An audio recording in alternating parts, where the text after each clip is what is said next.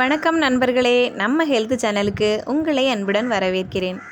இன்றைக்கி ஆண்களும் பெண்களும் நிறைய பேர் அனுபவிக்கிற ஒரு பிரச்சனையை பற்றி தான் பேச போகிறோம். அதுதான் நீர்க்கடுப்பு. இந்த வெயில் காலத்தில் எல்லோருக்குமே நீர்க்கடுப்பு வருங்க. முக்கியமான காரணம் தண்ணி குடிக்காதது. இந்த வீடியோவில் நீர்க்கடுப்பு ஏன் வருது, வீட்டிலையே என்ன செய்யலாம், எப்போ டாக்டரை பார்க்கணும், எல்லாத்தையும் சிம்பிளாக பார்க்க போகிறோம். வீடியோவை ஸ்கிப் பண்ணாமல் முழுசாக பாருங்கள்.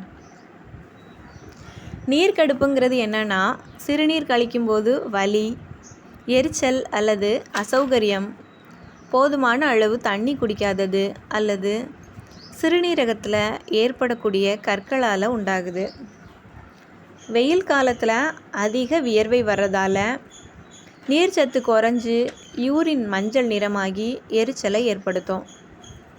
இதுக்கான அறிகுறிகள் என்னென்னா, சிறுநீர் கழிக்கும்போது எரியும் உணர்வு, அடிக்கடி சிறுநீர் கழிக்கணும் போன்ற உணர்வு, அல்லது சிறுநீரில் பேட் ஸ்மெல் வரும், இல்லைன்னா இரத்தம் கலந்து வரும்.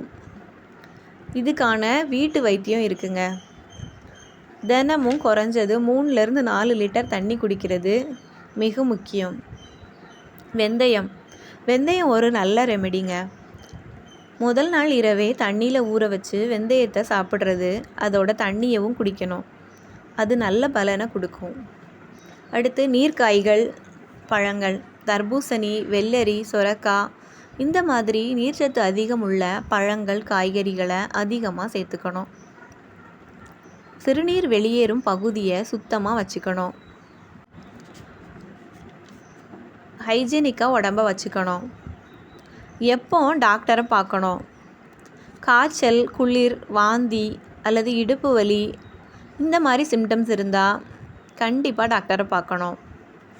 சிறுநீர் பையில் ஏற்படக்கூடிய தொற்று அல்லது வீக்கம் உண்டாகும்போது நீர்க்கடுப்பு ஏற்படும். சில பேருக்கு யூரின் பிளாடரே வீக்காக இருக்கும். பெண்களுக்கு கர்ப்பப்பை கட்டிகள், சினைப்பை கட்டிகள், அடி இறங்கிய கருப்பை, இந்த மாதிரி சிச்சுவேஷன் இருக்கிற பெண்களுக்கு அடிக்கடி நீர்க்கடுப்பு ஏற்படுவது உண்டு.